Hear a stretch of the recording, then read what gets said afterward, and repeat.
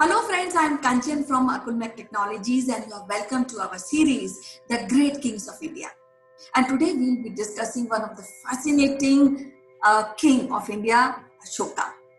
Now, I always been mesmerized by this personality because at one phase of his life, he is tyrant, he is killing people. And in the other phase of life, he's non-violent, he has accepted Buddhism. And what I feel is that he is responsible for propagating Buddhism in India and all Indian subcontinent. He is the basic reason why Buddhism survived for so long. And the impact of his era is so much that even today we have accepted our national emblem from his era. So we'll be discussing more about this fascinating king. And to discuss about this king, it is a pleasure to tell you that I'm joined by Dr. Meeta Joshi, who is head of the Department of History in one of the prestigious college, St. College of Women in Hyderabad. She is teaching, she is giving all knowledge and traditional know-how of ancient India. A part of this, she has her work is being published internationally and nationally. So without wasting any time, I would like to introduce you to Meeta Joshi. Madam, welcome to the show, The Great Kings of India. How are you doing today? Namaskar, Kanchan. I am fine. How are you? I am fine. Things are moving great. We are still in COVID era, but then life goes on. So we are also coping up with the times. But today we are discussing. We have an opportunity to discuss one of the great king India ever had, the great Ashoka. So I would like our viewers will also like to listen from you about our king. Before I start talking about Ashoka, I should tell you that he was known as Ashoka the Great, okay? And he was one of the greatest emperors of Maurya dynasty, and he happened to be the grandson of Chandragupta Maurya. Chandragupta Maurya himself was a very great king, but why Ashoka became great was because of his deeds.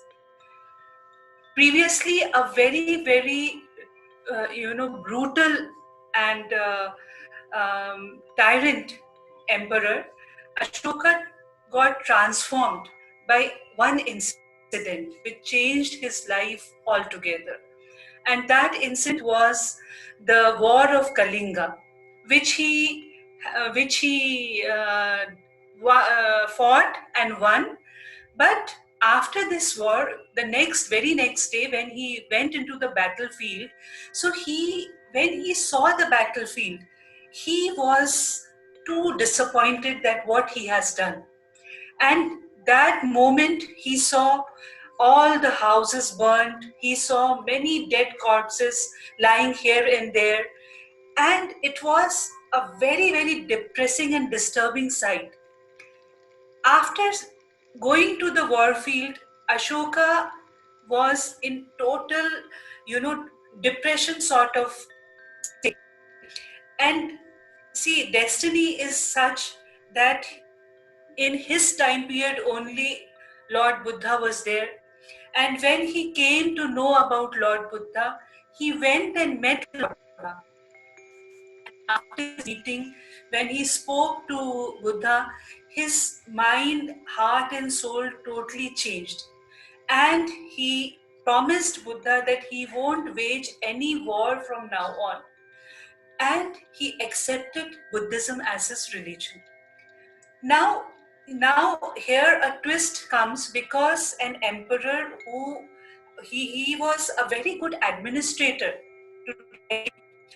Now with his religion, changed, the perspective changed altogether. After accepting Buddhism, he was, first of all, what he did, he appointed some officers only to propagate Buddhism in his empire and outside the empire, and they were known as Dharma Mahamatras. Okay, they used to travel from place to place to make people aware of Buddhism. Now, the beauty of Buddhism is such a religion which teaches you only love, which teaches you compassion, which teaches you non-violence, and which even teaches you to analyze yourself. So, Buddha wanted that anyone who is in his empire should know about this great, philosophy of Gautam Buddha and get benefited by it. After a point of time, he even his son and daughter, they also became the Dharma Mahamatras and they traveled propagate Buddhism. After adopting Buddhism, Ashoka was a changed man because he adopted the theory of non-violence. Now, with such a huge empire, the extent of empire was so huge because Mauryan empire at the time of Ashoka was the largest empire probably uh, if you see the Deccan, Satvahana empire was the second largest, Mauryan empire was the largest. So managing such a vast empire, but now he had a vision after adopting Buddhism. He developed that vision. All the principles of administrative policies which he had, he changed them. And what he told people that everybody should live in harmony. If anyone in his empire had any problem, they were allowed to meet the emperor, directly, and Ashoka would listen to them and solve their queries. So he came to such a level. He came to the ground level after, adopting Buddhism. Personally, also, a lot of transformation happened in Ashoka. He spent lot of money in building stupas, viharas, chaityas for the Buddhist monks. He even financed their councils. Councils means there were meetings of Buddhist monks in which they discussed about the principles of Buddhism. So he also financed that, and the major development of stupas, chaityas, and viharas happened in the time of Ashoka because he wanted that people should adopt it in their lives and take the goodness of the religion. That was his main aim. He wanted to spread peace, he wanted to spread compassion, he wanted to spread love through this act of spreading Buddhism. So this is one thing. Another thing, the rock edicts which we get from the time of Ashoka, they also mention this, that he did a commendable work in spreading Buddhism, not only in India, but to the foreign countries also. As I told you, his daughter Sanghamitra, she traveled to Sri Lanka on the orders of his father because they all adopted Buddhism. And she also traveled to Sri Lanka to propagate Buddhism, which was a good thing because they were spreading the good things about Buddhism, and people were adopting it, and somehow people's lives got transformed after it. Yeah, So but this I also feel that in spite of accepting Buddhism, in spite of practicing non-violence and not killing animals and planting uh, uh, trees around and facilitating traders to have economic development in that particular area, he also maintained a huge amount of army so that around all this, yes, around around his boundary, nobody should think that he is a weak king since he has accepted Buddhism and since he has said that he will not fight anymore. So I think, but he still maintained that army. So yes, what do you he did. think about this He did. aspect? Yes, he did. He did maintain his army. It was not for a war purpose. It was to guard the extent of the empire. See, earlier, army people were used, suppose you have some, some little civil war type of a thing, or some outbreak or some disturbances, so they can go and monitor the things.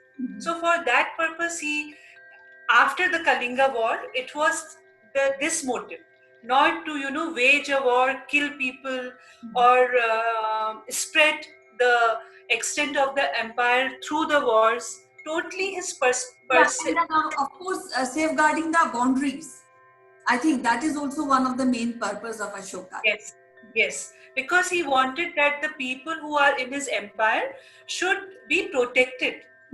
They should live a peaceful and a life, and they should not have this fear that any invader will come from outside and disturb them, because India has a history of invasions. Right. Lot of invasions happened.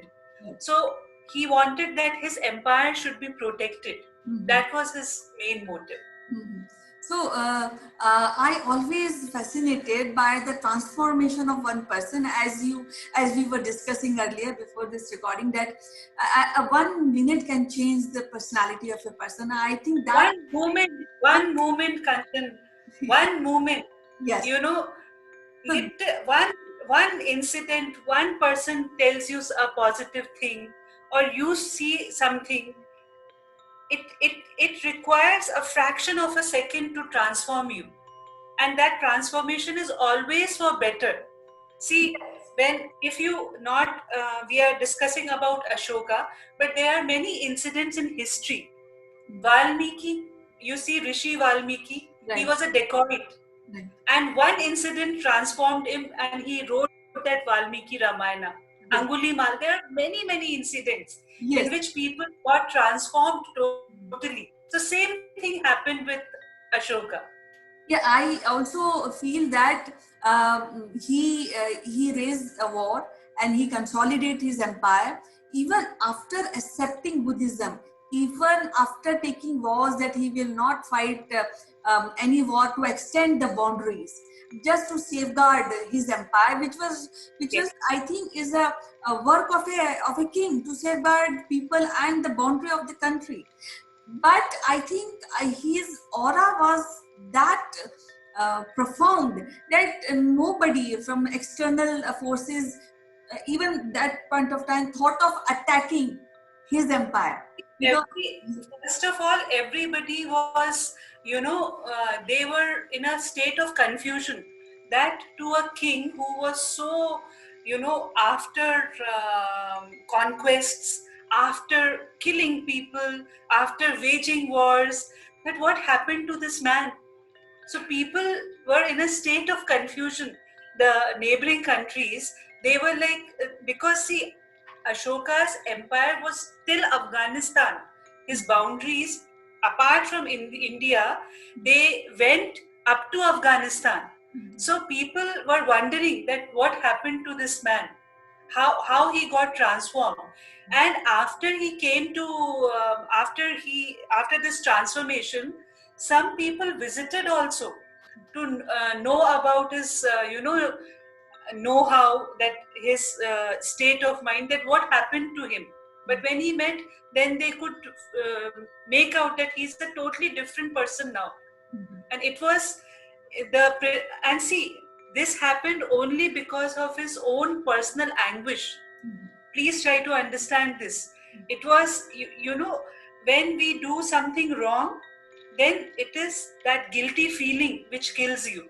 So to overcome that, maybe he went to Buddha.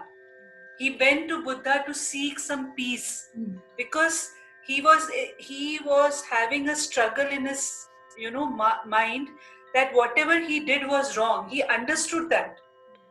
See, he cannot undo. He was not able to undo what he did, because whatever is done cannot be undone at any point of time. But what he thought was, from now onwards, if I change my perception, then so many people who have lost their husbands, they lost their families, at least this thing will not continue further. Yes. So that was a good thought. Yes, yes. That was a good thought, and for that only, like, he worked and worked. Yes. So I think the Kalinga was a turning point in the life of Ashoka.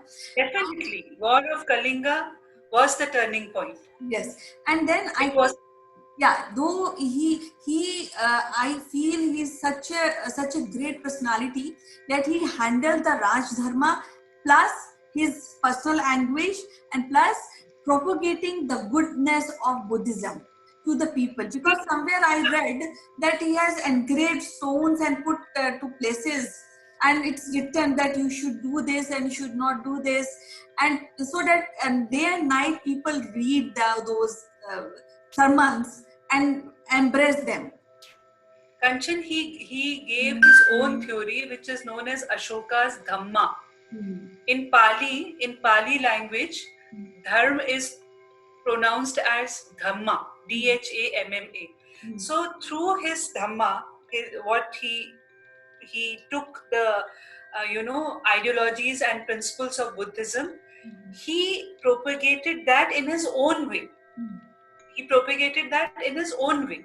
It was not as it is what he got from Buddha or Buddhism. Right. He propagated in his own unique way.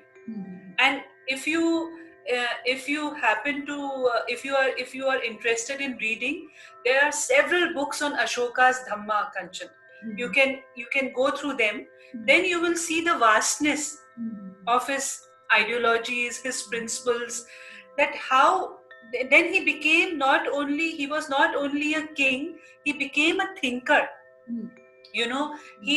His horizon was broadened.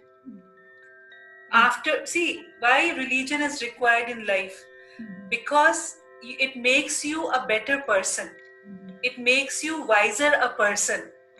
Any religion for that matter, not only Buddhism, any religion, why we follow a religion? Because we get a certain set of principles from them, which are beneficial for our own life, for the people who are around us, and for the society. Yeah, so for that sake, I just want to add that I think when you're talking about religion, I think religion also a factor which pacify some badness in individual. So it subsides something bad which you really think. What do you think about this? So this exactly happened. See, religion will not pacify, Kanchan.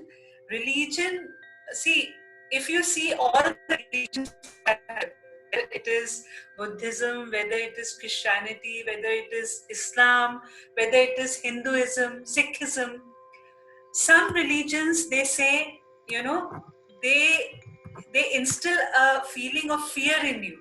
Why we say God fearing?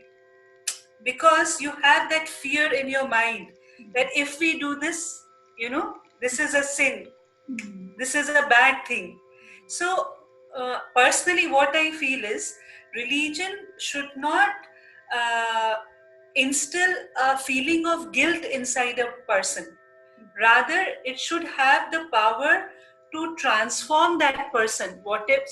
It is a human nature to err. It is a human nature. Everybody will become a god if we don't err. But I think this doesn't happen with Ashoka. He very consciously followed Buddhism, yes, and very consciously, I think, merged two things: the Buddhism and the Raj Dharma, or the royal duties. Yes, he took it parallelly. It was parallelly. The Ashoka's Dhamma, the administration, they were going like hand in hand. It was not like that he became a saint. No, he lived a normal family life, but with a transformed vision. But some historians, like A.L. Basham, they don't agree with this transformation. They say that this transformation was not real. So see, different people, different perspectives. We should always see the goodness, that what is the positivity we can take from it. So from Ashoka's character, you can take the number one trait is adaptability, because he adapted to a positive side of his character. Yeah, I think Earlier, transformation of one personality. yes, But yes, I always see like this only. yeah. So that is the biggest trait, and then to accept. See, if uh, in this word, the whole tussle or war is for acceptance. Everyone wants to be accepted, Kanchan. Everyone. That is our whole, fight in this human birth. Right. We want to be accepted as a, daughter, as a wife, as a mother, as a teacher.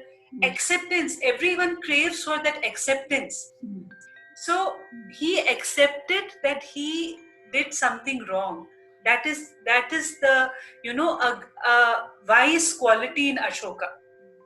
Otherwise, see, all it is a natural thing that many kings, they have waged wars in the pages of history, but no one got transformed as Ashoka have transformed. So that is his greatness. That's why we call him Ashoka the Great. This the Great comes with Ashoka or Akbar the Great. Only two people have this, suffix with them, with their names. Ashoka the Great, Akbar the Great. Why Akbar was also called great? Because he was tolerant towards the other religion. Though he was a Muslim, he followed Islam, but he promulgated a new religion known as Deen-e-Ilahi, which was the fusion of Islam and Hinduism. So when you do such things, see, we, Kanchan, as human beings, we don't take anything from with us when we leave this world physically. Only thing which we leave is a living legacy. So Ashoka did the same, Akbar did the same. They left a legacy. Yes. They left, and the contribution of Ashoka in the field of art and architecture is huge. It's immense.